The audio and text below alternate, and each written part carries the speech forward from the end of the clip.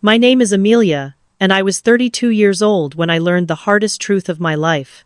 You can sacrifice almost a decade, give up vacations, skip dinners out, carry the same winter coat for years, and in one shocking moment watch every bit of it vanish. That Friday evening, when I walked into the Golden Dragon restaurant, the weight of betrayal was heavier than the pearls on my mother's neck.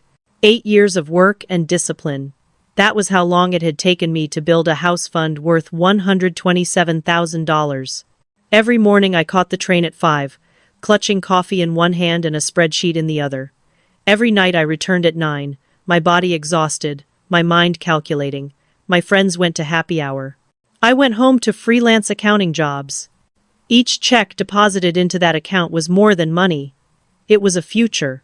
It was the nursery I planned to paint yellow. It was the backyard where children might someday play. And then it was gone.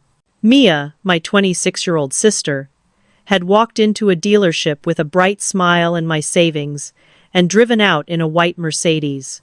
She twirled the key fob like a trophy, posting captions about being blessed with family support. My heart stopped when I saw the post. Blessed? My life savings reduced to a hashtag. That night, when my parents called for an emergency family meeting, I already knew what it meant. They weren't there to help me. They were there to justify her theft. The Golden Dragon had always been our family's stage. Birthdays, funerals, graduations, all played out beneath its chandeliers.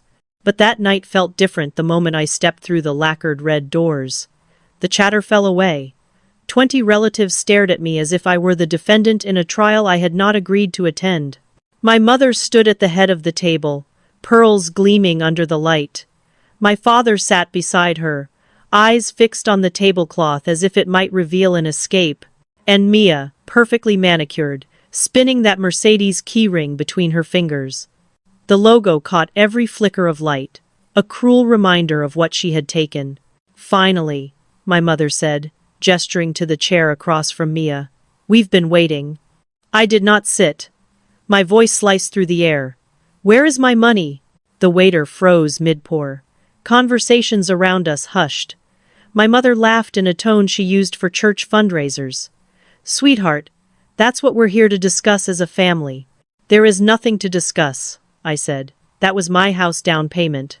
Which you kept in a joint account, she reminded me sweetly. An account I am on for emergencies. A Mercedes. An emergency? Mia's voice dripped with sugar. It is when you need a car for job interviews. Or would you rather I stay unemployed forever? Aunt Susan nodded like a puppet. She has a point. Young people need reliable transportation. I could feel 20 pairs of eyes weighing me down. Whispers of selfish, rigid, cold.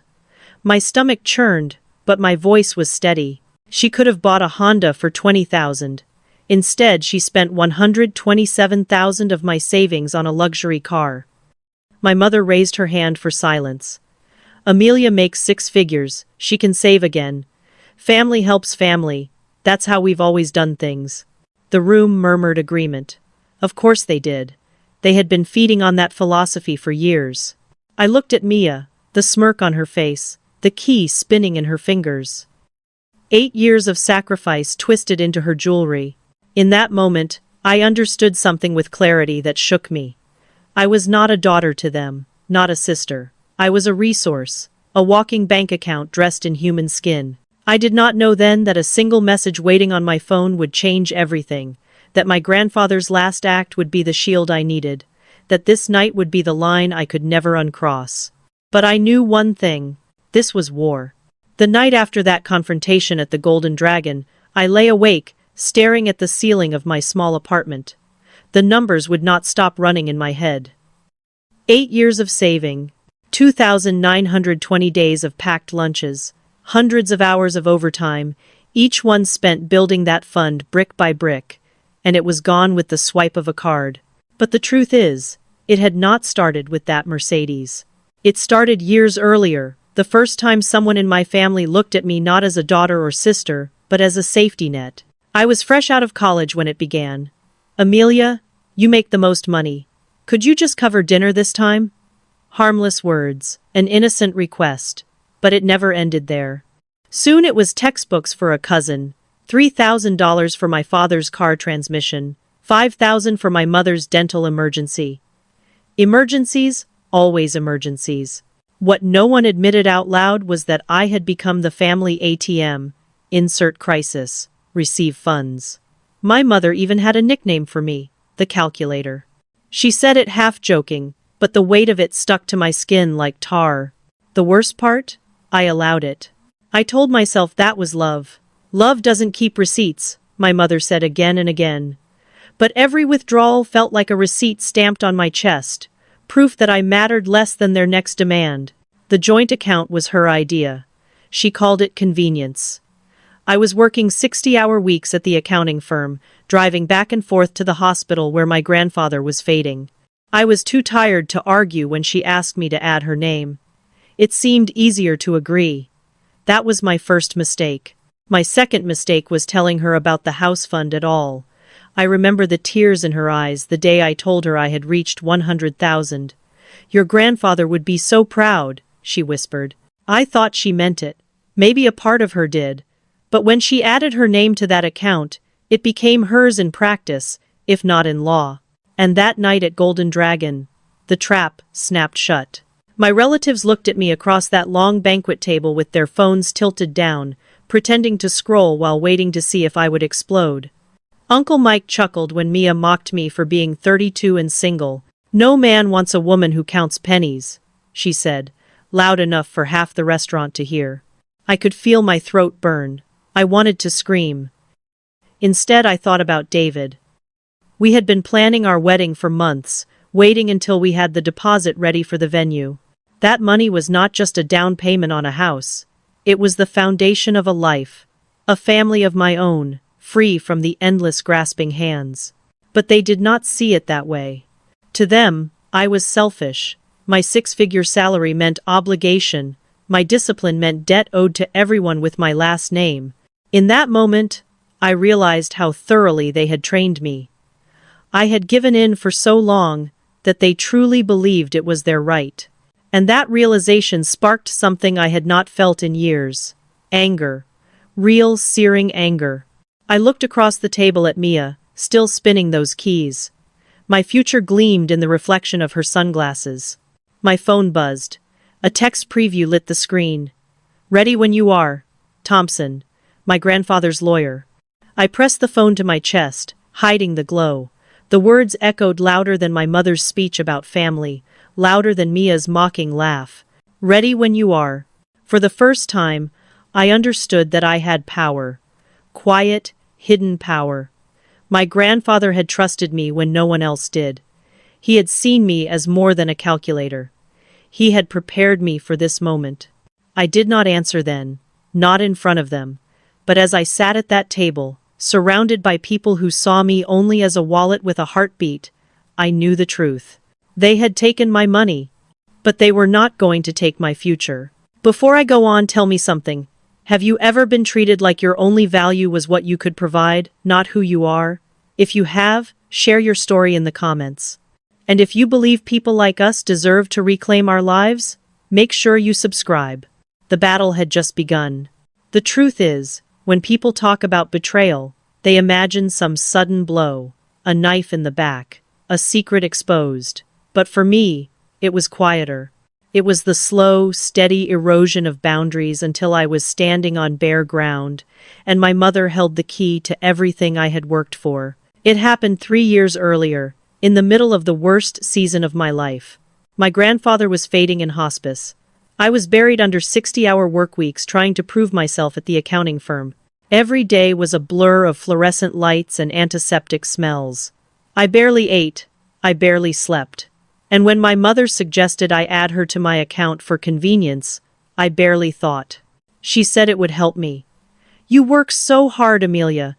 Let me take one thing off your plate. If an emergency comes up, I can take care of it without bothering you. It sounded harmless. She was my mother. What harm could there be? So I signed the papers. I typed in her name, added her signature, and in that instant, I gave away the only true shield I had built for myself. At first, nothing changed. She didn't touch the account. Or at least, not in ways I noticed. But the trust was eroded. And I had given her both access and information. Because I also told her about the house fund. That was mistake number 2. I can still see her eyes the night I told her. She wept, clutching my hand. 100,000, she whispered. Your grandfather would be so proud. All those years of hard work. You'll finally have the stability he always wanted for you. I believed her. I wanted to believe her. Because I was exhausted, and belief was easier than suspicion. But that was the moment the fund ceased to be mine alone. It became, in her eyes, part of the family pool. Not a private sacrifice, but a public resource waiting to be tapped. Looking back now, it is almost laughable.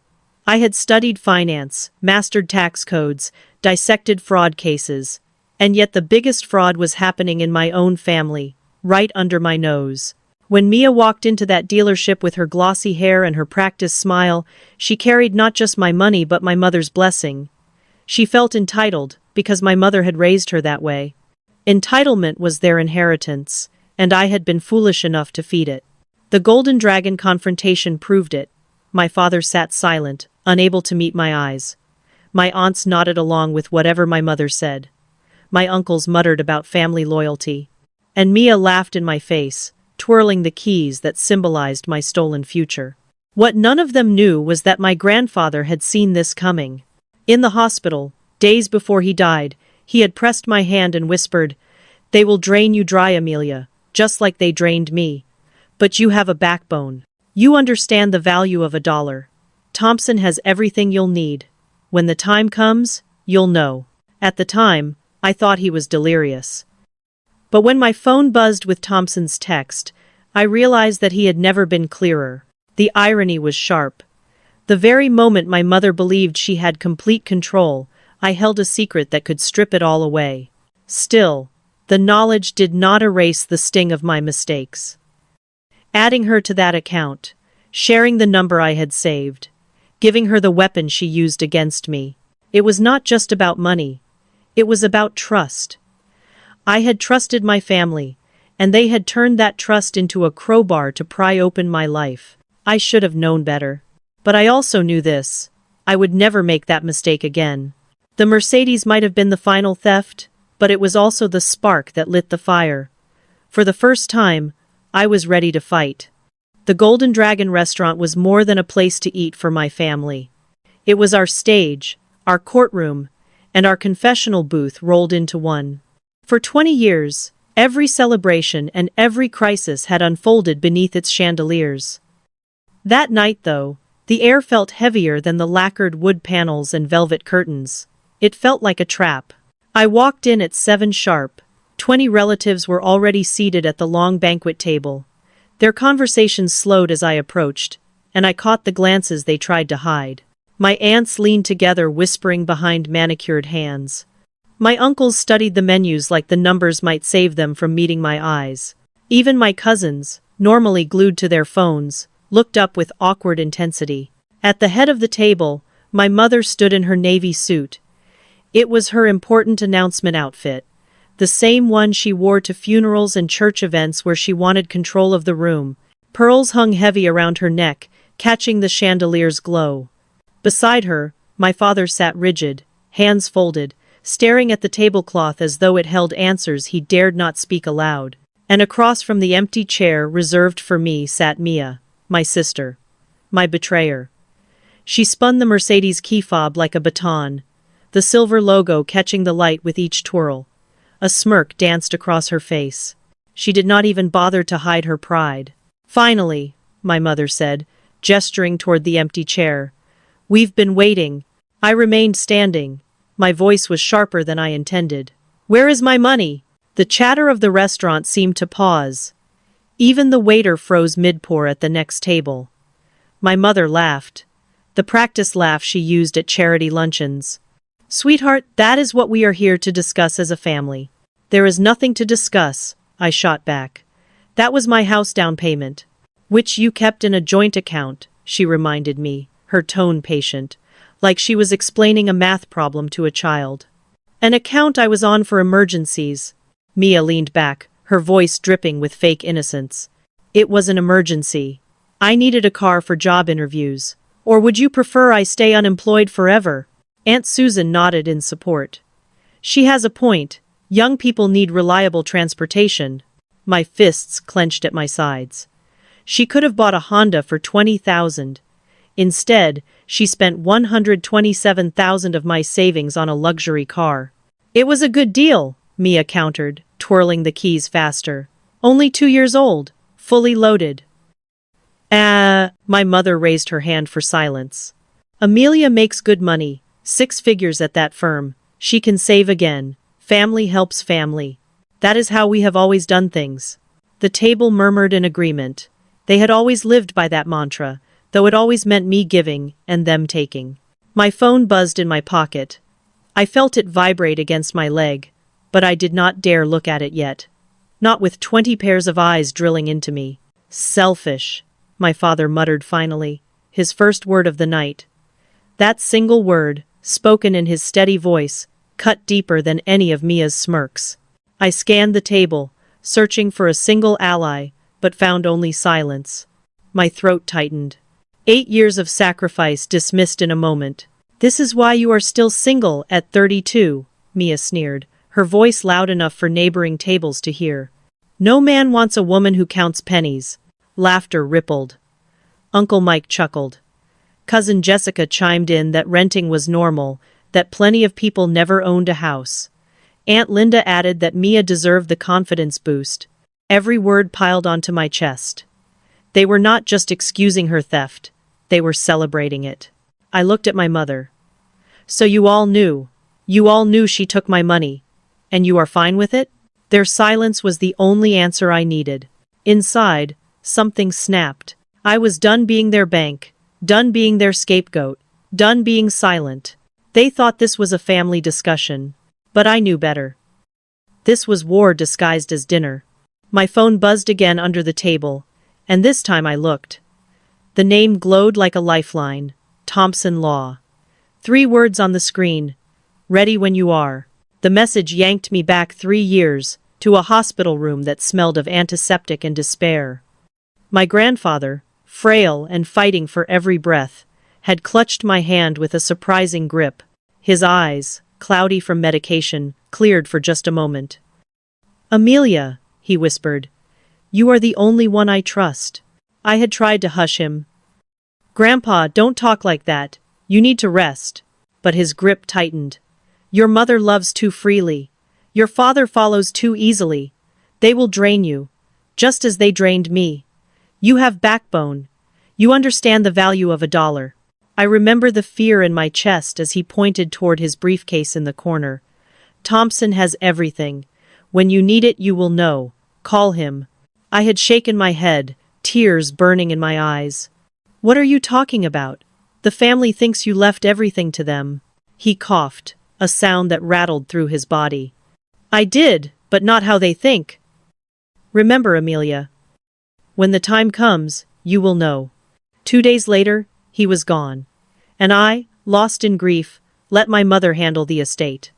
I did not ask questions. I did not push. I had no strength to unravel his cryptic words.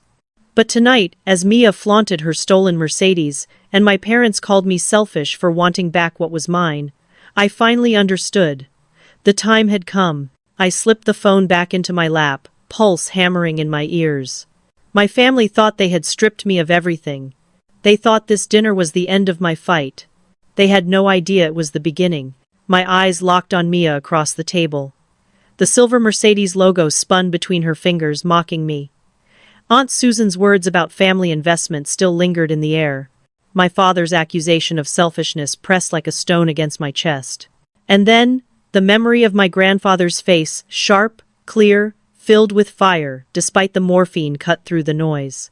They will drain you dry, but you have backbone. I straightened in my chair. For the first time all evening, I felt calm. Not because the pain was gone, but because I remembered something my family never seemed to notice. I was not weak. I was not just a paycheck. I was my grandfather's choice. I let my mother finish her speech about sacrifice. I let Mia flaunt her new reality like it was permanent. And then I stood. My chair scraped across the tiled floor, the sound loud enough to make half the restaurant turn. "You have 24 hours, I said, my voice steady. "Return my money." The table froze. My mother's pearls clicked as her hand flew to her chest. My father's mouth fell open. Mia laughed, twirling the keys faster. "Or what?" I smiled. A small, dangerous smile. "Or you will find out what Grandpa really left me." Gasps rippled through the table. A woman at the bar angled her phone toward us, clearly recording. For once, I did not care. I turned and walked toward the door. Behind me, the murmurs rose like a storm, my mother calling my name, Mia's mocking laugh echoing through the restaurant. But I did not look back. In my pocket, my phone buzzed again. The words glowed like a promise, "Ready when you are." And for the first time in years, I was. If you were in my shoes, would you have stood up to your entire family in that moment, or would you have stayed silent? Tell me in the comments. I want to hear your thoughts. This was no longer about money. It was about truth. And the truth was about to change everything. When I walked out of the Golden Dragon that night, I felt the weight of 20 pairs of eyes burning into my back. My heels clicked against the pavement, each step echoing the decision I had just made. I had given them 24 hours. It was not a threat thrown in anger. It was a deadline.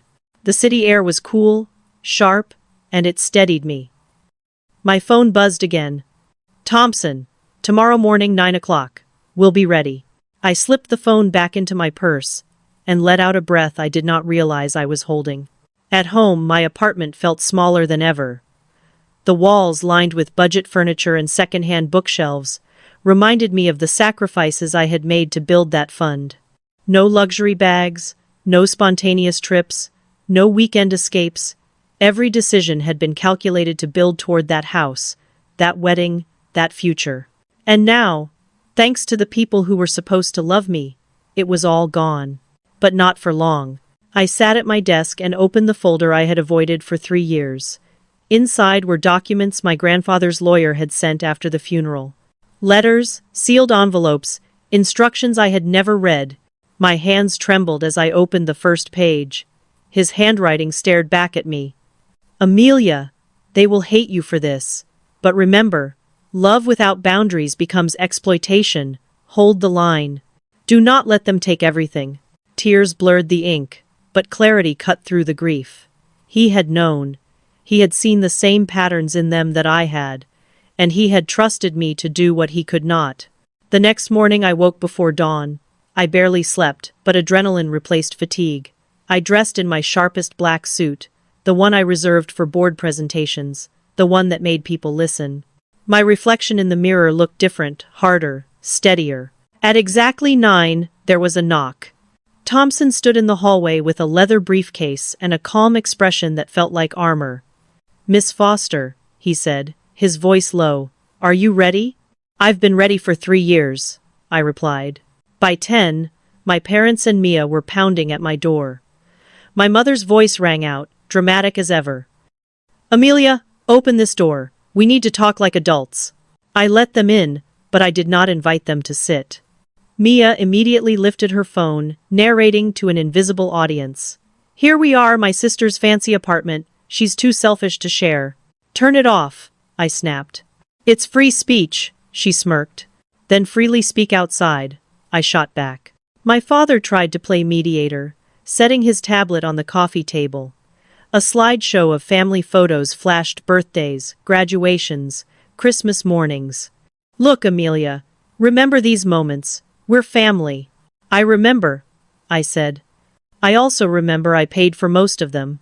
My mother perched on the couch, pearls swinging nervously. "The point is, we're family. Family doesn't steal." I laughed, sharp and bitter. "A Mercedes is not an emergency." Silence filled the room.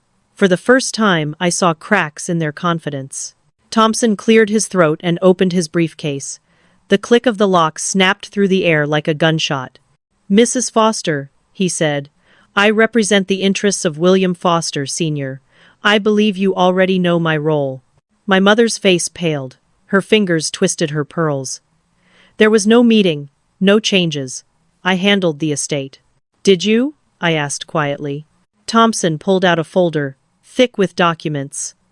On August 15th, 3 years ago, your father created the Foster Family Revocable Trust. It supersedes all prior wills. Mia's smirk faltered. My father's hands trembled. My mother whispered, "You're bluffing." I leaned forward, my voice calm, deliberate. 45 minutes. That's how long you have to start making calls and figure out how to return my money. Otherwise, you'll see exactly what Grandpa left me. My phone buzzed again. Thompson nodded. Documents ready. Witnesses on the way. I looked at my family, the same people who had laughed at me the night before, who had called me selfish, who had stolen my future and flaunted it online. For once, they were speechless. And for the first time in years, I was not the one on trial. Saturday morning arrived heavy with anticipation. I had barely slept, replaying every word from the night before.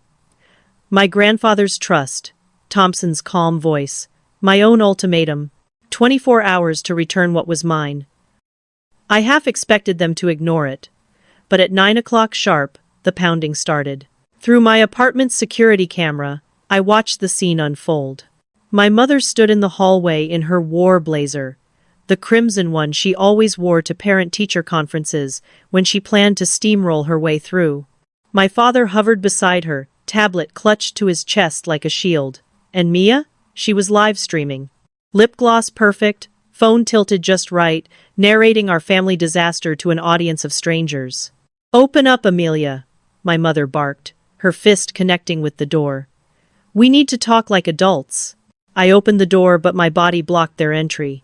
"Where's my money?" I asked flatly. "This is ridiculous," Mom huffed, pushing past me into the living room as if she owned the place. My father and Mia followed, filling the space with their tension. Mia lifted her phone higher, her voice dripping with fake sweetness. "Here we are in my sister's luxury apartment. She lives alone because she's too selfish to share." "Turn it off," I snapped. She smirked. "Free speech. Then freely speak outside," I said. Her audience got silence when I yanked the phone from her hand and set it face down on the table. She gasped like I had struck her. My father quickly set his tablet on the coffee table and tapped it awake. Photos filled the screen. Family Christmases, birthday parties, my college graduation. "Look, Amelia, remember these moments. We're family." I crossed my arms. "I remember paying for most of those moments." His jaw tightened. "That's not the point." "Then what is?" My mother perched on the edge of my couch, pearls trembling against her throat. "The point is we're family. Family doesn't steal." I barked a laugh, sharp and humorless. "You stole my future and called it love." Silence pressed in. For the first time, I saw the cracks. My father's shoulders sagged. My mother's polished performance faltered. And Mia's live stream had ended abruptly when I cut off her feed. I pulled out my phone. "Thompson? Yes, I'm ready." "1 hour," he said on the other end. "We'll be there." I hung up and met their stunned gazes. My mother's face drained of color. "Who's Thompson?" "Grandpa's lawyer," I replied evenly. The room tilted. My father's voice cracked.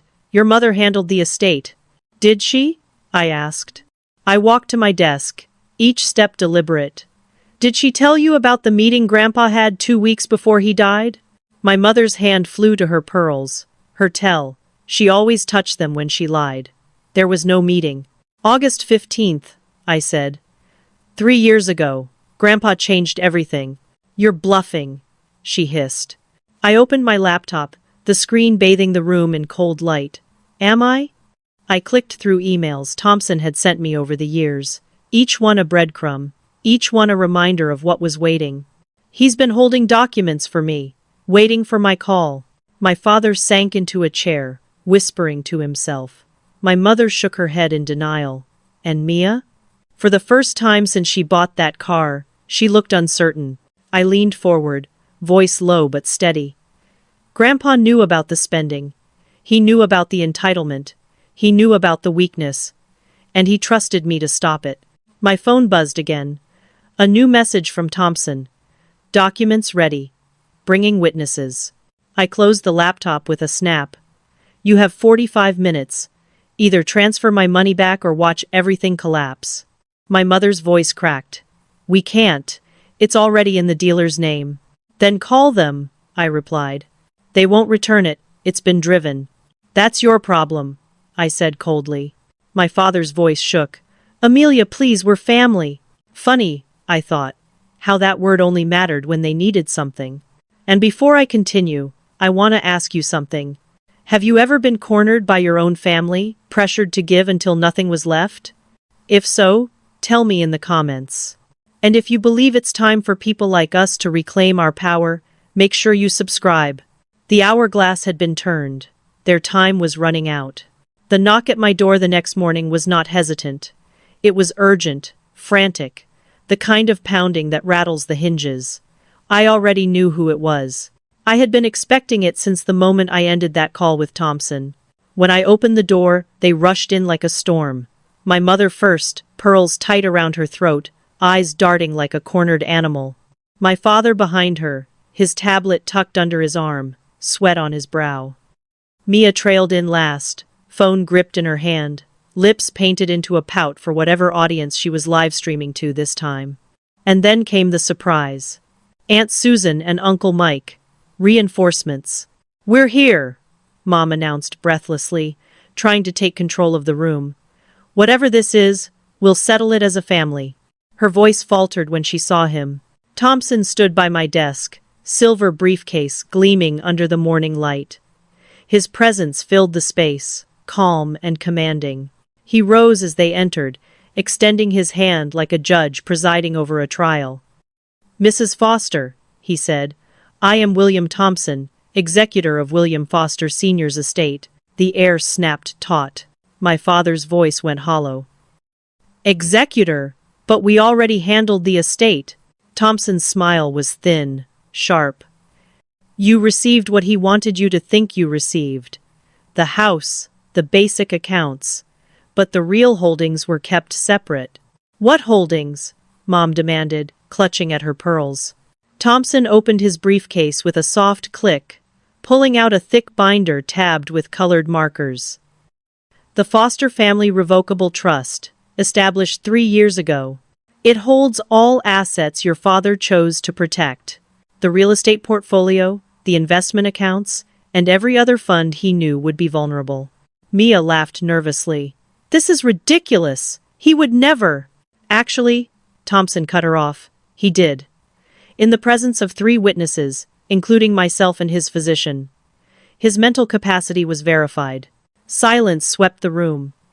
Aunt Susan shifted uncomfortably. Uncle Mike's face drained of color. I stepped forward, my voice steady. Grandpa knew what you would do. That's why he trusted me. Mom's eyes narrowed, but I saw the flicker of fear. She had not expected me to have proof. She had not expected Grandpa to choose me over her. Impossible, she whispered. Thompson slid a document across the table.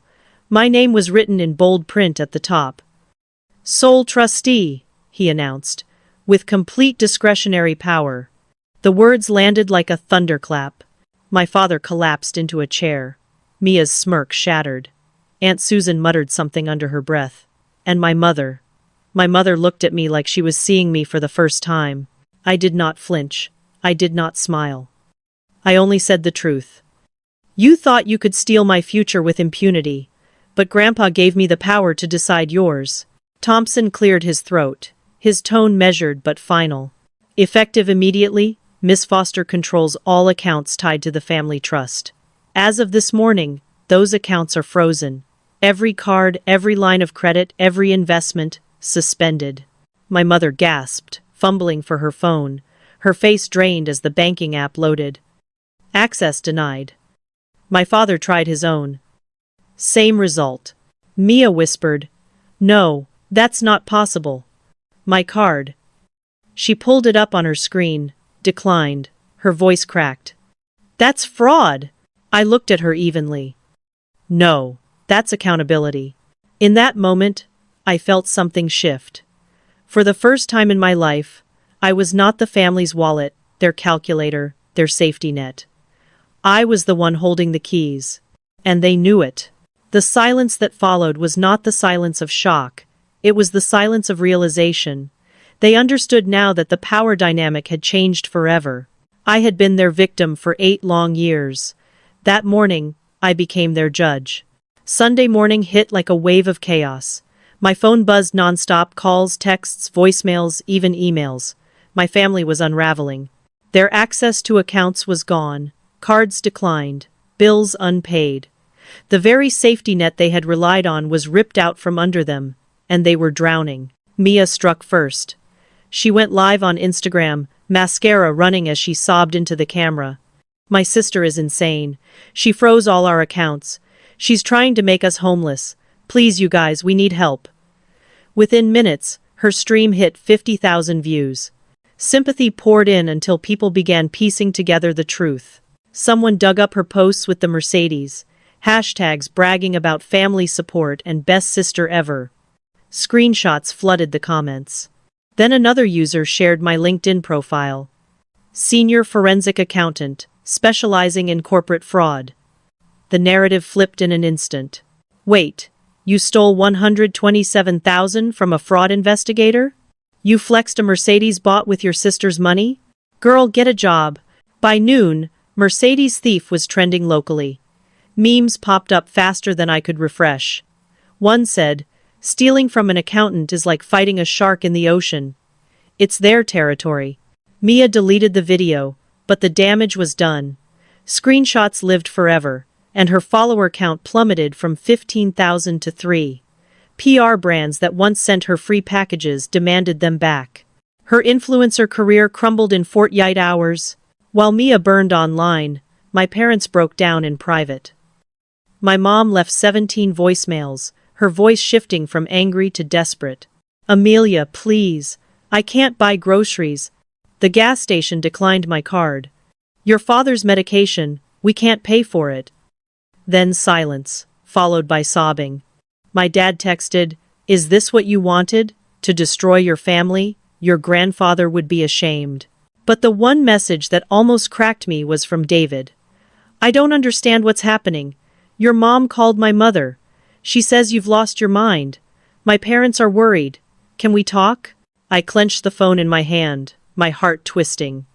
David was my anchor, the one person outside this mess who had believed in me. Now my family was trying to poison him against me. I took a breath and typed back. "Come to Thompson's office at noon. Bring your parents if they want answers." Then, as if the circus needed another act, Mia launched a GoFundMe. The page read, "Help my family survive my sister's revenge. Goal, 50,000. The comments shredded her within hours. "Mia, you literally bragged about the car. Your sister paid your bills for years. You're embarrassing yourself. Delete this and get a real job." By 6 a.m., the fundraiser was gone, 0 raised. Meanwhile, Thompson emailed. "Your family contacted 3 law firms to contest the trust. None will take the case. Documents are ironclad." I wrote back one line.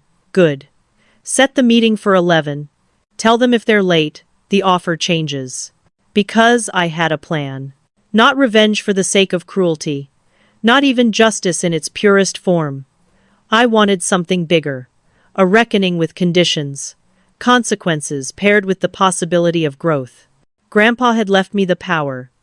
Now I had to decide how to use it. And I was ready. Let me ask you, if you had the power to hold your entire family accountable, would you show mercy or let them face the full weight of the law? Comment mercy or justice below. I want to know what you'd do. The countdown to 11 o'clock began. By the time Monday morning arrived, the tension felt electric. My apartment was silent, but inside me every nerve hummed with anticipation. 11 o'clock loomed like a finish line and a battlefield rolled into one. I dressed with intention. My best suit, the one I wore to boardroom presentations when every number had to be flawless. Hair pulled back, makeup sharp. I wasn't just walking into a family meeting, I was stepping into a courtroom without a judge. And I had to be both prosecutor and executioner. At 10:45, Thompson arrived at his office. His paralegal, Jennifer, had already arranged the conference room. 20 copies of each document lined the polished mahogany table. A court reporter sat at the end, fingers poised above her keys. Two witnesses from the firm leaned against the wall, silent but watchful. "Is this really necessary?" I asked, scanning the setup. "As official as it gets without a judge," Thompson said. "Your grandfather insisted we make it bulletproof. He knew this day would come." Thompson handed me a sealed envelope. "He also left you this. His instructions were to give it to you before the meeting." My chest tightened. The envelope was marked with my name in shaky handwriting. Inside was a single paragraph. "Amelia, they will call you cold, heartless, cruel. Let them. You are none of those things. You are the guardian I chose because you understand that love without boundaries becomes exploitation. Do not give them everything. Make them earn it. That is the real gift. Stand strong, Grandpa." The words steadied me. I slipped the letter into my pocket and took my seat at the head of the table. At exactly 11, the doors opened. My family streamed in, like defendants dragged before trial. My mother clutched my father's arm, face pale but defiant. Mia recorded on her phone, lips pressed tight, as if she could script the narrative herself. Behind them came Aunt Susan, Uncle Mike, and two more relatives, all wide-eyed and whispering. David entered last, his steps slower, his expression torn between concern and awe. He sat near the door, choosing the seat that gave him both distance and presence. My heart pulled toward him, but I stayed rooted in my role. "Please state your names for the record," Thompson began. One by one, they complied. The court reporter's keys clacked steadily. Then Thompson lifted the thick document that had been waiting 3 years. "We are here to discuss the Foster Family Revocable Trust, established August 15, 2021. This document supersedes all previous estate planning." My mother shot to her feet. "That's impossible. I have his will." "You have a will dated 2018, Thompson replied calmly. "This trust was created 3 years later, 2 weeks before his death." He placed the document at the center of the table. Page 1 clearly states, "All previous documents are void." My father reached for it with shaking hands. "Why weren't we told?" "Because Mr. Foster specifically instructed it remain confidential until activated by the trustee." "Who authorized this?" Uncle Mike demanded. "Mr. Foster himself," Thompson said, pulling another document. "Witnessed by myself, Jennifer Martinez, and Dr. Rebecca Chen, his physician. His capacity was verified." "This is fraud," Mia shouted, phone still recording. "No." Thompson's voice sliced through hers. "Fraud is taking $127,000 from your sister's account without permission. This is estate planning." Silence. Even the reporter's keys seemed to hesitate. Thompson read aloud the list of assets. 4 commercial properties valued at over $2 million. Investment portfolios exceeding $3 million. 3 residential properties including the family home. Every bank account my mother thought she controlled. "That's everything," she whispered. "Yes," Thompson confirmed. "And the trustee has complete discretionary power." He slid the highlighted page across the table. My name stood in bold. Amelia Foster, sole trustee. Gasps filled the room. My mother crumpled back into her chair. My father buried his face in his hands. Mia's phone shook as her recording captured the unraveling of the dynasty they thought was theirs. I did not smile. I did not gloat. I simply said, "Grandpa trusted me, because I was the only one who never treated money like a toy." The balance of power had shifted. And they knew it. The silence after Thompson's announcement was thick, suffocating, as if the entire room had been sealed shut. My mother's lips trembled. Her pearls clutched so tightly I thought the string might snap. My father muttered something under his breath, words drowned by the heavy click of the court reporter's keys. And Mia, she stared at me with wide eyes, her phone angled to capture every second, though her usual smirk was gone. Thompson continued, his voice steady. "Your grandfather explained his reasoning in his letter of intent. He wrote that Amelia alone demonstrated financial responsibility. She borrowed once for education, repaid it with interest. Meanwhile, Linda withdrew over $200,000 for non-essential emergencies that included vacations, shopping, and cosmetic procedures. Robert invested 60,000 of his father's money without permission. Mia received over 45,000 in gifts, never acknowledged. The extended family borrowed 180,000 in loans, none repaid. Each number landed like a hammer. Aunt Susan lowered her eyes to the table. Uncle Mike's cheeks flushed. My mother shook her head violently, whispering, "No, no, that's not true." But truth is a merciless mirror. Mia stood abruptly, pointing a finger at me. "You manipulated him. You turned him against us when he was dying." Before I could respond, Jennifer spoke. "I was present at every meeting. Amelia wasn't. These decisions were entirely Mr. Foster's. In fact, he requested she not be told until necessary." Mia's mouth opened, then closed. For once, she had no retort. David leaned forward, voice low but clear. "You knew for 3 years and never said anything?" I met his eyes. They were searching, not accusatory. "Grandpa told me to wait until they went too far. A Mercedes bought with my house fund qualifies." Gasps rippled again. My mother pressed a hand over her heart, as if the truth physically hurt. I leaned back in my chair, exhaling slowly. "Check your phones." Confusion spread as they fumbled with devices. My mother's face drained as she read her screen. "It says, frozen. All of it." "Correct," I said. "As trustee, I froze the accounts this morning. Foster family checking, suspended. Foster investment portfolio, suspended. Foster emergency fund, suspended. Every line of credit closed." My father's voice cracked. "But, the house?" Thompson cleared his throat. "The house is held in trust. Legally, Amelia may initiate eviction proceedings if she chooses." "Eviction?"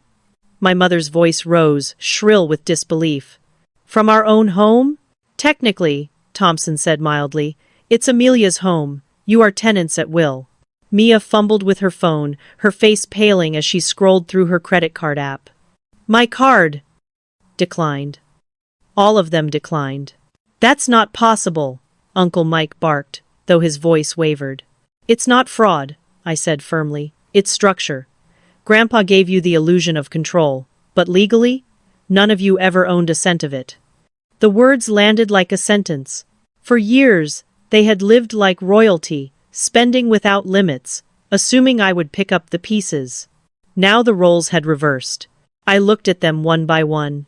"You called me selfish, cold, heartless. But the truth is, Grandpa trusted me because I knew something you never learned." I let the words hang, steady and sharp. Money is not love, boundaries are not cruelty, and entitlement is not family. No one spoke. Not even Mia. The silence was no longer denial. It was fear. And in that silence, I understood something. I had won the first round. But the real battle, the one about consequences, growth, and whether this family could ever change, was only beginning. The weight of the room pressed down like a storm cloud. Every pair of eyes fixed on me, some in disbelief, others in barely disguised anger. My mother clutched my father's arm as if he were an anchor in rough seas. Mia's phone shook in her hand, but she didn't dare hit record again. Even she knew the optics had turned against her. Thompson cleared his throat, his professional calm cutting through the tension. "There is one more matter we must address," he said, sliding a sealed envelope toward me. "Your grandfather left specific final terms." I opened the envelope slowly, the paper inside crisp, folded with deliberate care. His handwriting, shaky but unmistakably his, stared back at me. My voice was steady as I read aloud. "This trust includes a performance clause. Family members who meet specific conditions will receive their inheritance. Those who do not will forfeit it to charity." My mother stiffened. "Conditions? What conditions?" I looked at the paper and read each one. 1. Maintain steady employment for 12 consecutive months. 2. Complete financial literacy courses, already paid for. 3. No requests for money outside the monthly allowance. 4. Repay all debts owed to the trust. My father's voice cracked. "And if we refuse?" "Then in 5 years," I said, my eyes sweeping the table. Everything goes to the Houston Foundation for Financial Literacy. The room erupted. My mother's gasp turned into a choked sob. Aunt Susan shook her head violently, muttering about betrayal. Uncle Mike slammed a fist on the table. Mia's face contorted with outrage. "This is manipulation," she spat. "You're controlling us like puppets." "No," I countered. "It's accountability. Something none of you have ever faced." Thompson confirmed it with a nod. "These terms are generous. Most trustees would simply maintain full control indefinitely. Mr. Foster believed in growth. This was his way of ensuring it. But Mia was already spiraling. "What about my car? You froze my accounts. The dealer won't take it back. What am I supposed to do?" Thompson produced another document, placing it in front of her like a verdict. "Sign this acknowledgement of fraudulent purchase or face criminal charges." Mia's hand shook. "Criminal? You accessed an account without the owner's permission," Thompson explained. "That constitutes wire fraud. The district attorney is already aware." My voice cut through her panic. "If you return the car voluntarily, get a job within 30 days, and keep it for 6 months, I won't press charges. Do that, and I'll even provide a bonus enough for a reasonable used car." Her eyes filled with tears. "And if I don't? Then I hand everything to the DA. They're very interested in cases involving $127,000. The pen clattered as she grabbed it and signed. My mother broke then. Real tears streamed down her face, not the performative ones she wielded at will. "Amelia," she whispered, "we're your family." "Yes," I said softly. "Which is why you're getting a second chance.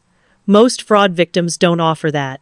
The court reporter's keys clicked steadily, preserving every word for the record. I stood then, pushing my chair back with deliberate calm. "Let me be clear.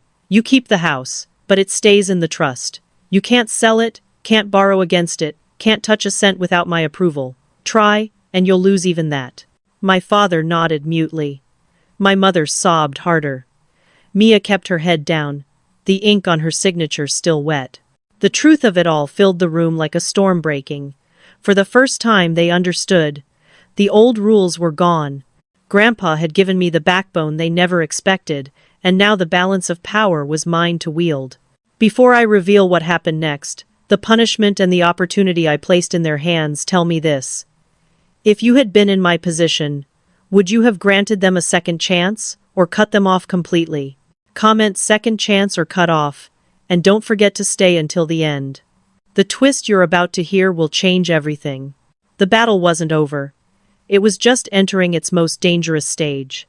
The conference room felt like a pressure cooker. Every breath was shallow, every movement tight with dread. My family sat stunned, the weight of their signatures and frozen accounts pressing down harder than any lecture ever could. But I wasn't finished. I rose slowly, palms resting on the polished wood table. "Here's what happens next," I said, my voice steady, measured, the same tone I used when presenting findings at the firm. "Mom, Dad, you'll keep the house, but it belongs to the trust. You can live there, but you can't sell it, can't borrow against it, can't even repaint without my approval. It's a roof, not a piggy bank." My father swallowed hard and nodded. My mother wiped at her tears, pearls trembling around her neck. "Mia," I continued, turning to my sister. She refused to meet my eyes. "You have 30 days to find employment, any employment, retail, food service, entry-level desk work, I don't care. 6 months of steady work, and I'll match your savings dollar for dollar up to $10,000. Enough for a used car and the start of an apartment. Fail, and the DA gets your case file." Her head jerked up, eyes wet but furious. "That's humiliating." "That's life," I replied coldly. Then I turned to my aunts and uncles. "As for the extended family, your debts are now official. Interest-free, yes, but structured. Miss a payment and I'll sell the debt to collections. I'm done being your safety net." Uncle Mike scoffed. "You can't treat us like borrowers." "You borrowed," I snapped, pulling a folder from Thompson's briefcase. "Mike, 40,000 for a failed business 5 years ago, not a cent repaid. Susan, 25,000 for your son's wedding, also unpaid. Should I go on?" They sat back, silent, shame carved into their faces. I pressed forward. Every one of you will attend financial literacy courses, already paid for by the trust. Everyone gets a budget. Everyone learns how to live within their means. This isn't cruelty, this is correction. Aunt Susan muttered under her breath. You're enjoying this. I shook my head. No, I'm done being the family ATM. But if you want more than your monthly allowance, then you'll have to earn it. How? Mia demanded. Get a job, keep it for 6 months, show me pay stubs, I'll match your savings. That's how. The court reporter's keys clattered, immortalizing every word. Thompson cleared his throat, sliding another document toward me. There's one final clause. I opened it, recognizing my grandfather's handwriting. Performance clause. In 1 year, if all conditions are met by every family member, each will receive $50,000. If even one fails, the clause voids for everyone. The room erupted. That's not fair. You're pitting us against each other. You're turning us into watchdogs. I let the noise wash over me, then raised a hand. No, I'm teaching accountability. If you can't hold each other accountable, you lose everything. That was Grandpa's wish. The fight drained from their faces as the reality sank in. This wasn't revenge, it was reform. David leaned forward, eyes locked on me. For the first time, pride glimmered in his gaze. My chest tightened, but I stayed composed. I looked around the table, steady and unshaken. This family has lived without boundaries for too long. That ends now. The silence that followed was deeper than before. Not just fear, but reluctant recognition. They knew the old rules were dead. And I had buried them. The fallout came faster than even I expected. Within 48 hours, Mia's world collapsed around her. The Mercedes was repossessed on Tuesday morning.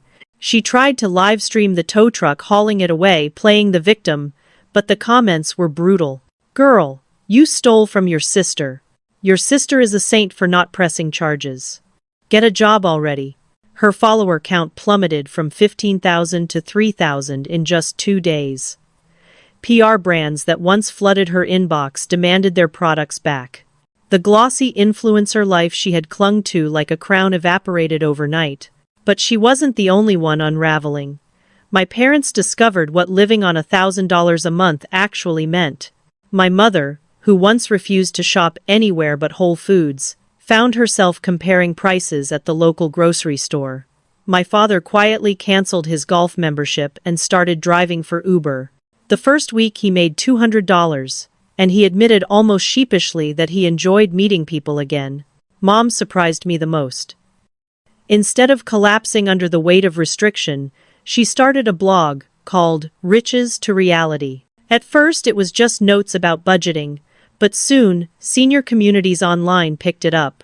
Her post about trading spa days for at-home self-care went viral. Sponsors reached out, offering small deals. The irony wasn't lost on either of us. She was finally making money by learning not to spend it. The extended family also shifted.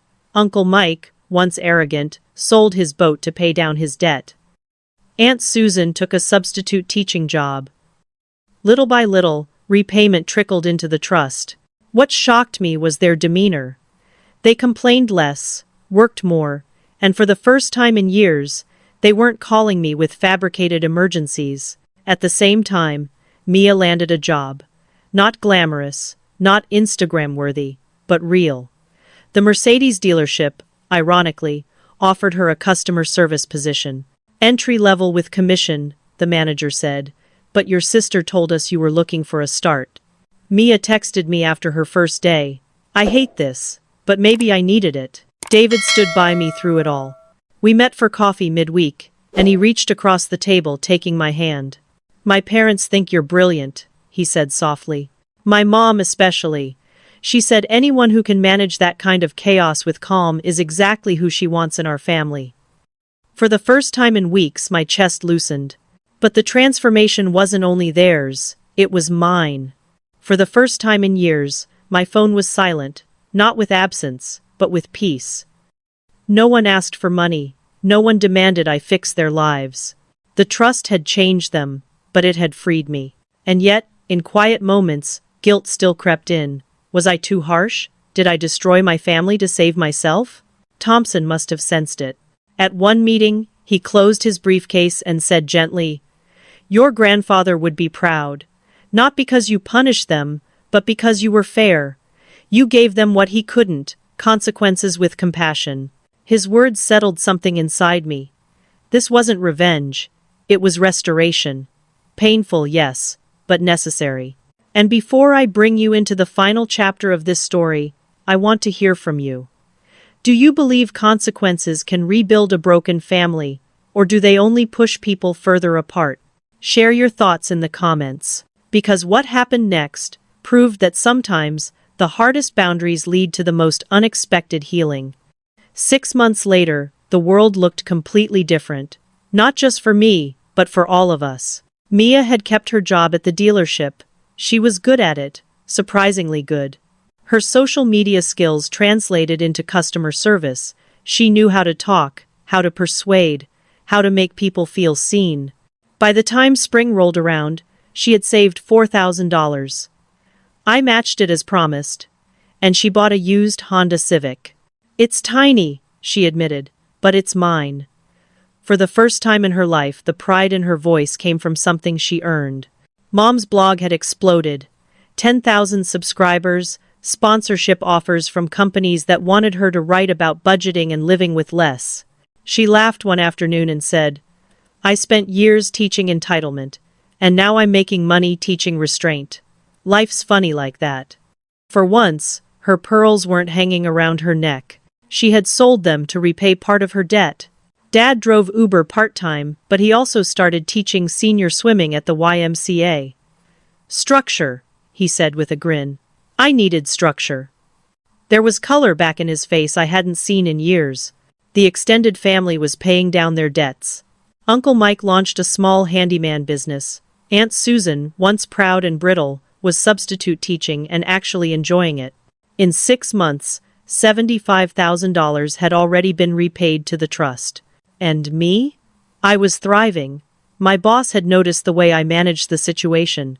"Senior Director of Forensic Accounting," he said one morning. "Partner track. $50,000 raise." In 2 years, I would rebuild the house fund that had taken me 8 years before. The promotion didn't just heal the wound, it accelerated my future. David and I set our wedding date for next May. Smaller guest list, tighter circle, but the venue held our spot. Over dinner one night he told me, "My parents think you're the strongest woman they've ever met, and so do I." But the most remarkable change came at our first family dinner after the storm. No golden dragon this time, just Mom's house, potluck style, paper plates instead of fine china, laughter that wasn't bought with my money.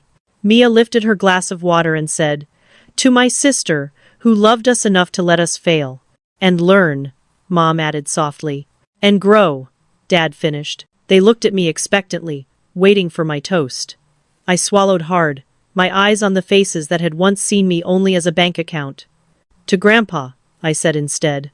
"Who knew the greatest gift isn't what you give, but what you make people earn?"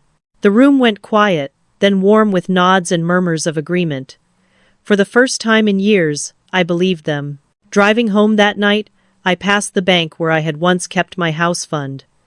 The account was growing again faster now with my raise, untouched by greedy hands. But the real wealth wasn't in numbers. It was in boundaries. I thought of Grandpa's words. Love without boundaries becomes exploitation. Help without accountability becomes enabling. He was right. And now, so was I. And here's where I leave you with this. If you've ever had to stand up to your own family, to say no, when everyone demanded yes, drop a heart emoji in the comments.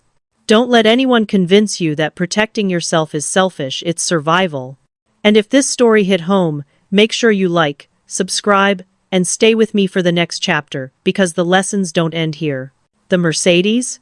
I still think about it sometimes, sitting on that dealership lot marked down again and again. But I don't need it, because some lessons are too expensive to forget. Looking back now, I realize the story was never about the money. Not really. It was about the way love can twist into obligation when boundaries are erased. It was about how easily sacrifice becomes expected, and how silence lets entitlement grow like ivy until it strangles everything around it. For years I believed being the good daughter meant giving until nothing was left. I told myself family came first, even when my own dreams slipped further away. I carried their weight because I thought that was love. But love without respect isn't love, it's control. The trust forced us all to change, but it also gave us space to grow. Mia finally learned the pride of earning her own paycheck. My parents discovered humility in places they never thought to look: budget grocery aisles, community blogs, part-time jobs. The extended family learned the quiet relief of repaying what they owed, and me? I learned the power of no. Grandpa once wrote that his only regret was not setting boundaries sooner. I understand that now. It isn't cruel to demand accountability. It isn't heartless to protect yourself. Sometimes the greatest act of love is refusing to enable destruction. 6 months later, our family dinners looked nothing like they used to. No velvet curtains, no chandeliers, no lavish menus paid for by my exhaustion. Instead, we share simple meals at my mother's house, each of us bringing a dish, each of us bringing something earned. The food tastes better, the laughter sounds real, and for once, I feel like part of a family instead of its foundation. When I drive past that bank where my house fund once disappeared, I no longer feel bitterness. I feel peace. Because the fund is growing again and so am I. And this time, nothing and no one will take it away.